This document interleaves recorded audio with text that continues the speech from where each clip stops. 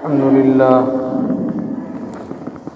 لله وكفى وسلام على عباده الذين اصطفى أما بعد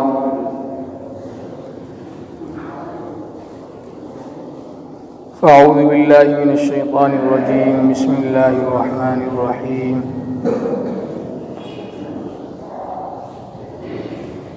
قال النبي صلى الله عليه وسلم لا يؤمن أحدكم حتى أكون أحب إليه من والده وولده والناس أجمعين أو كما قال عليه الصلاة والسلام۔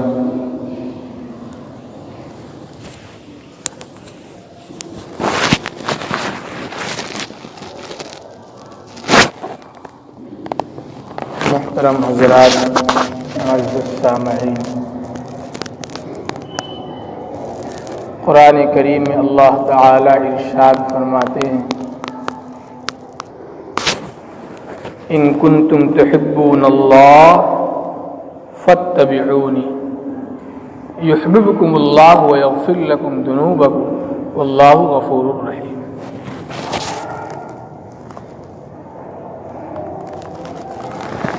دیکھیے، ایک لفظ ہے محبت۔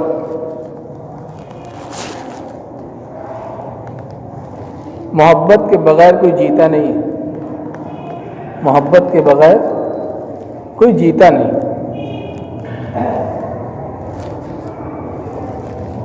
وہ محبت ایک حقیقی ہوتی ہے، ایک مجازی ہوتی ہے۔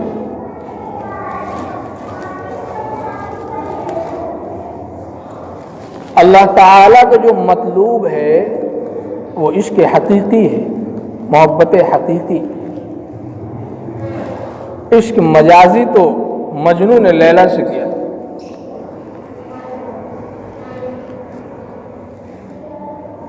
کسی شاعر نے کہا ہے محبت کرنی ہو تو خدا سے کرو فراز، محبت کرنی ہو تو خدا سے کرو فراز، مٹی کے ان کھلونوں سے کبھی وفا نہیں ملتی۔ اللہ کی جو محبت ہے وہ برقرار رہنے والی ہے، باقی رہنے والی ہے، اس کا صلہ ملنے والا ہے، اس پر اجر ملے گا اس کو۔ لیکن ان مٹی کے کھلونے سے جو محبت کی جاتی ہے، عشق کیا جاتا ہے، آج کا نوجوان اسی میں پریشان ہے۔ شیطان نے اس کی محبت کا رخ موڑ دیا۔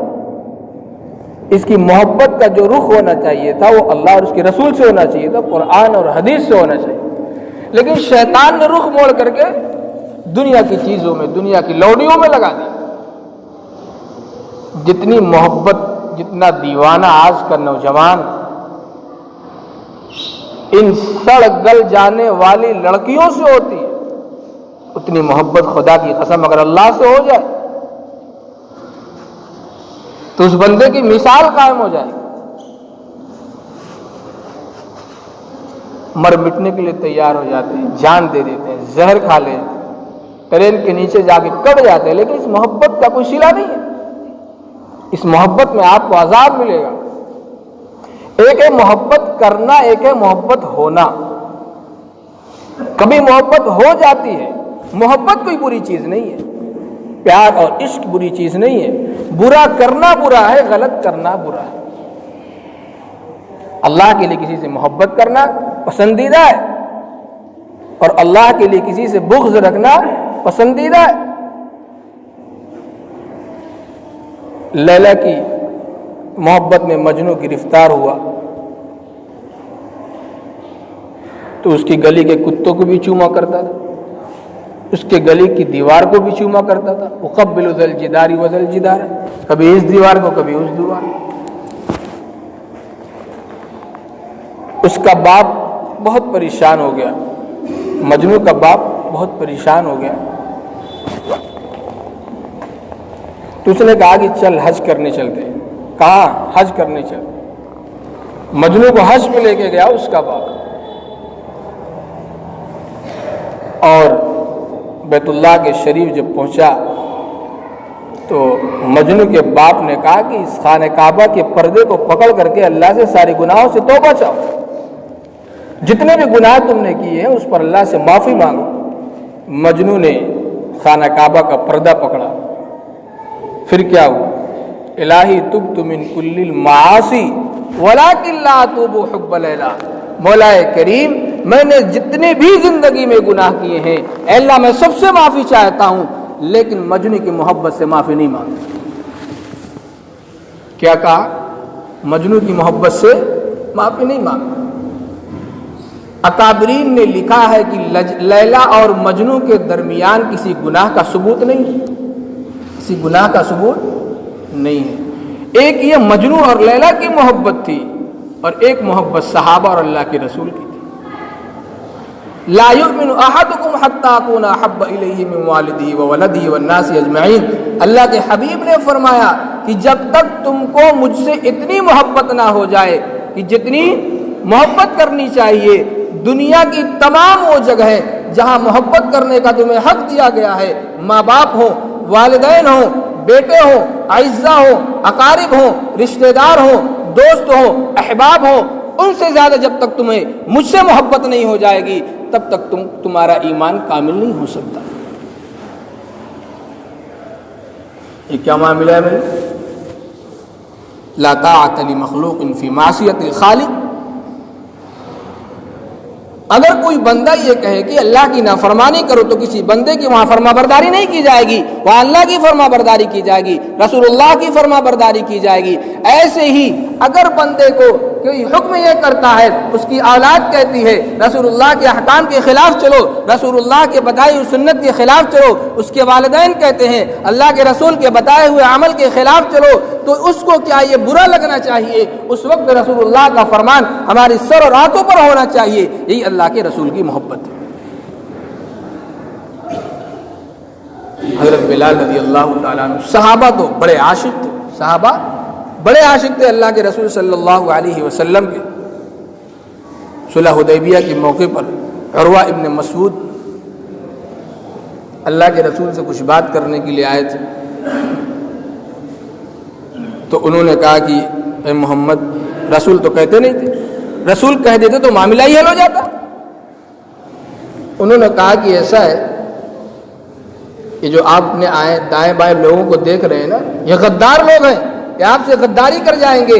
आपसे पहले किसी ने अरब को खत्म नहीं किया है, अरब को फना नहीं किया है।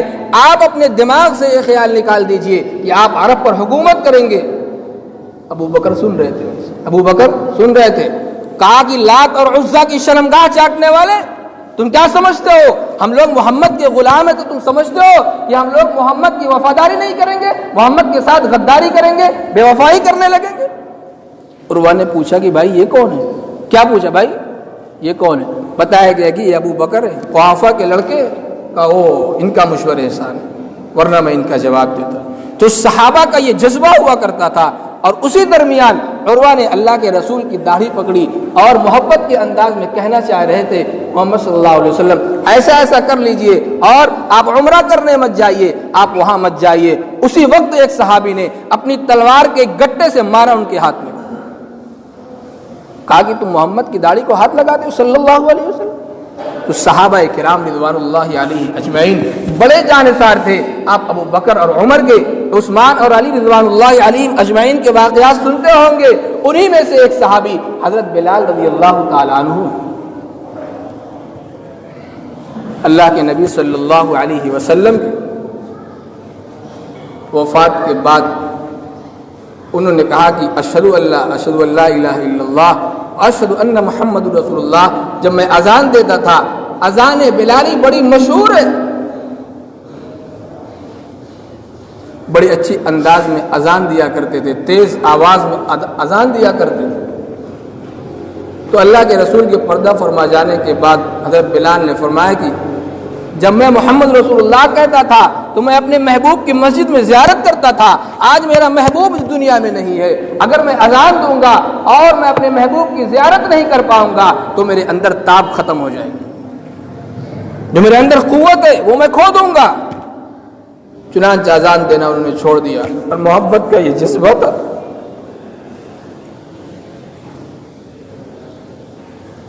हज़रत बिलाल रज़ियल्लाहु ताला मोहब्बत में दीवाना हो। مدینہ چھوڑ دیا انہوں نے، مدینہ چھوڑ کر کے ملک شام چلے گئے۔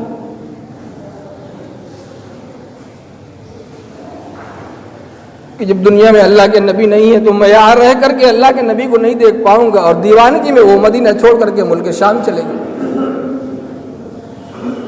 لمبے عرصے کے بعد انہوں نے محبوب کو خواب میں دیکھا، اللہ کے نبی صلی اللہ علیہ وسلم کو خواب میں دیکھا۔ اللہ کے نبی فرما رہے ہیں بلال یہ کیا سرگم ہو رہی ہے، یہ کیا بے وفائی ہے، تم مجھے چھوڑ کر کے شام چلے گئے، تم میرا شہر چھوڑ کر کے ملک شام میں ہو اور میری زیارت کرنے کے لیے نہیں آتے۔ فوراً نیند کھل گئی۔ حضرت بلال رضی اللہ تعالیٰ عنہ اسی وقت وہاں سے اٹھتے ہیں، بیوی سے کہتے ہیں میرا سفر کا سامان تیار کرو، میں ملک شام چھوڑ کر کے محبوب کے شہر جاتا ہوں۔ چنانچہ وہ اسی وقت آئے۔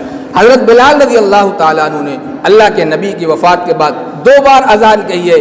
ایک بار جب آپ نے اذان کہی، وہ ملک شام جب فتح ہوا بیت المقدس، تو صحابہ نے کہا کہ اللہ کے نبی کے زمانے کی ذرا یاد تازہ کرواؤ، ہم آپ کی زبان سے وہ اذان سننا چاہتے ہیں جو اللہ کے نبی کے زمانے میں سنا کرتے تھے۔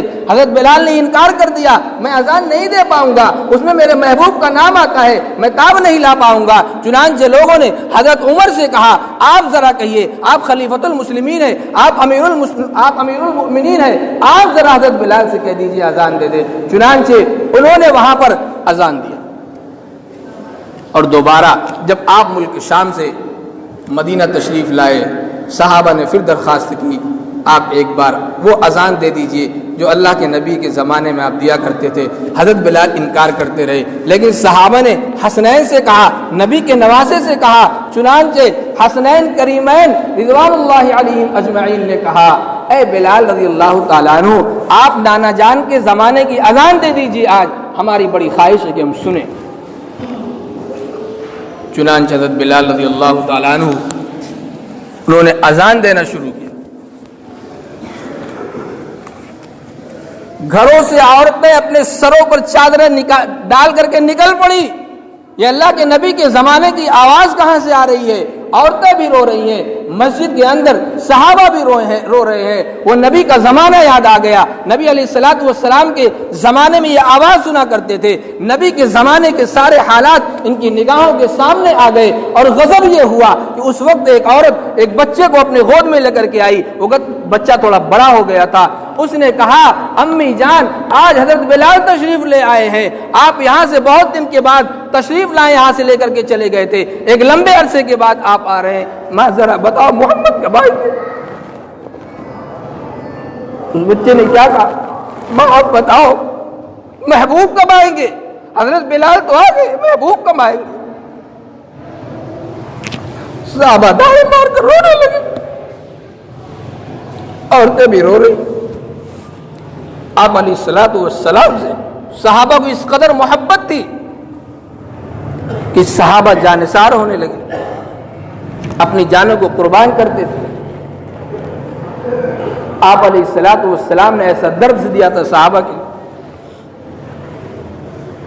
اور وہ جب اللہ کے نبی کے دربار سے نکلے اور اس کے بعد اپنے مشاورین سے کہا میں شام، روس اور فارس میں بھی میں نے بادشاہوں کو ادب کرتے دیکھا ہے، لوگوں کو ان کے سامنے جھکتے دیکھا ہے، ان کا احترام کرتے دیکھا ہے، لیکن خدا کی قسم میں محمد صلی اللہ علیہ وسلم کے جانثاروں سے زیادہ دنیا میں کسی کی جانثاری نہیں دیکھی۔ محمد صلی اللہ علیہ وسلم کے چہرے سے جو پانی ٹپکتا ہے وہ زمین میں نہیں گرتا، جب وہ وضو کرتے ہیں ان کے وضو کا پانی زمین میں نہیں گرتا، ان کے ساتھیوں کے ہاتھ میں گرتا ہے، اور وہ آپس میں جھگڑتے ہیں کہ ان کے ہاتھ سے ٹپکنے والا پانی، اعضائے وضو سے ٹپکنے والا پانی وہ لوگ اپنے چہروں پر ملتے ہیں، اپنے اجسام پر ملتے ہیں۔ اور جب محمد صلی اللہ علیہ وسلم کی داڑھی ٹوٹ کر کے زمین پہ گرنا چاہتی ہے تو زمین پہ اگر گر بھی گئی تو ان کے صحابہ اس کو اٹھا کر کے رکھ لیتے ہیں۔ یہ جانثاری کی تھی صحابہ کرام رضوان اللہ علیہم اجمعین نے، یہ محبت اور عشق تھا۔ ان کنتم تحبون اللہ فاتبعونی یحببکم اللہ ویغفر لکم ذنوبکم۔ اگر تم اللہ سے محبت کرنا چاہتے ہو تو رسول کی اتباع کرو۔ قرآن کیا کہتا ہے؟ ان کنتم تحبون اللہ فاتبعونی، اگر تم چاہتے ہو کہ اللہ کے محبوب بن جاؤ، اللہ کو محبوب بنا لو، تو تم لوگ میری اتباع کرو، یعنی رسول کی اتباع کرو، اللہ تعالیٰ تم کو محبوب بنا لیں گے، تمہارے گناہوں کو بخش دیں گے، اور اللہ تعالیٰ بڑے بخشنے والے، بڑے مہربان ہوں گے۔ ایک مرتبہ اللہ کے نبی صلی اللہ علیہ وسلم دعا فرما رہے تھے، اے اللہ مجھے ان لوگوں سے جلد ملا دینا جو مجھے بہت محبوب رکھتے ہیں۔ یہ دعا مانگ کر جب فارغ ہوئے تو ایک صحابی اللہ کے نبی صلی اللہ علیہ وسلم کے قریب آتے، انہوں نے کہا اللہ کے نبی ہم آپ کے غلام ہیں، بے دام غلام ہیں، ہماری کوئی قیمت نہیں ہے، آپ پر جانثار اپنی جانوں کو قربان کرنے والے ہیں، آپ یہ بتائیے ماجرا کیا ہے؟ آپ کہہ رہے ہیں کہ مجھ سے محبت کرنے والے لوگوں کو مجھے جلدی ملا دینا، یہ محبت کرنے والے لوگ کون ہیں؟ اللہ کے نبی صلی اللہ علیہ وسلم نے فرمایا کہ بھائی تم نے میری نبوت کا اقرار کیا، میرے اوپر وحی اترتے دیکھا، اور اللہ کی رحمتوں کو اپنی نگاہوں کے سامنے اور اللہ کی مدد کو تم نے اپنی نگاہوں سے دیکھا ہے۔ ایک وہ جماعت آئے گی جو مجھ سے محبت کرے گی، وہ اپنی علماء کی زبان سے سن کر کے مجھ سے محبت کرے گی۔ انہوں نے مجھے نہیں دیکھا لیکن میرے اوپر انہوں نے یقین کیا ہے، میں نے دعا کیا ہے اے اللہ ان لوگوں سے مجھے جلدی ملا دینا۔ میرے عزیز دوستو، یہی وہ جماعت ہے، اللہ کے نبی نے فرمایا میرے دنیا سے تشریف لے جانے کے بعد وہ جماعت آئے گی اور اپنے علماء سے وہ یہ بات سنے گی، محمد بھی کوئی ذات تھی، ان کا بھی کوئی مذہب تھا، انہوں نے بھی کوئی پرچم لہرایا تھا، وہ لوگ مجھ سے محبت کریں گے تو 7 بار میں ان لوگوں کو خوشخبری دیتا ہوں جو میرے آنے کے بعد بغیر مجھے دیکھے مجھ سے محبت کرنے والے ہیں۔ اللہ کے نبی صلی اللہ علیہ وسلم نے فرمایا بھائی وہ ایسی جماعت ہوگی اگر اپنی اولاد کو بیچ کر کے مجھے میری زیارت ان کو نصیب ہوتی تو وہ اپنی اولاد کو بیچ کر کے میری زیارت کرتے، لیکن میرے آنے کے بعد وہ لوگ تشریف لائیں گے، مجھے دیکھ نہیں پائیں گے۔ اللہ کے نبی صلی اللہ علیہ وسلم سے بہت سارے واقعات نقل کیے گئے، بہت سارے صحابہ کے۔ ایک صحابی اللہ کے نبی صلی اللہ علیہ وسلم کے پاس تشریف لائے، انہوں نے کہا اے اللہ کے نبی آپ کے درجات بڑے بلند ہیں، ہم لوگ دنیا میں آپ کی زیارت کر لیتے، آپ سے بات کر لیتے ہیں، ہمارا جی خوش ہو جاتا ہے آپ کے پاس آنے کے بعد، لیکن جنت میں آپ کا بڑا اونچا مرتبہ ہوگا، ہم آپ کی زیارت کیسے کریں گے؟ اللہ کے نبی صلی اللہ علیہ وسلم نے وہ حدیث بتائی المرء مع من احبا، انسان اس شخص کے ساتھ ہوگا جس سے وہ محبت کرتا ہے۔ اکابرین سے محبت کیا ہے؟ اللہ کے رسول کی محبت تک پہنچاتی ہے۔ اللہ کے رسول کی جب محبت ہمارے دل میں ہوگی، محبت کا سلیقہ اور طریقہ کیا ہونا چاہیے؟ محبت کا مطلب یہ ہے رسول اللہ کی لائی ہوئی شریعت کے مطابق زندگی گزاری جائے، ان کی شریعت کے خلاف عمل نہ کیا جائے، یہ رسول اللہ سے محبت ہوگی۔ جب انسان اس طریقے سے اللہ کے رسول سے محبت کرے گا تو اللہ کے رسول تک پہنچ جائے گا۔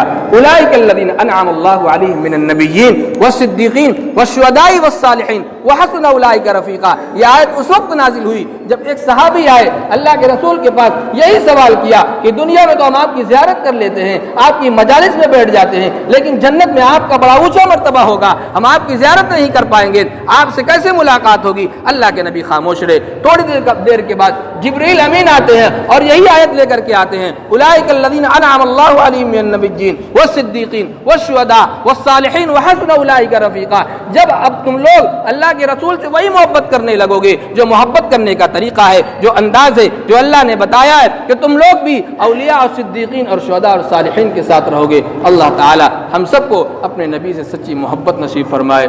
وآخر دعوانا الحمدللہ۔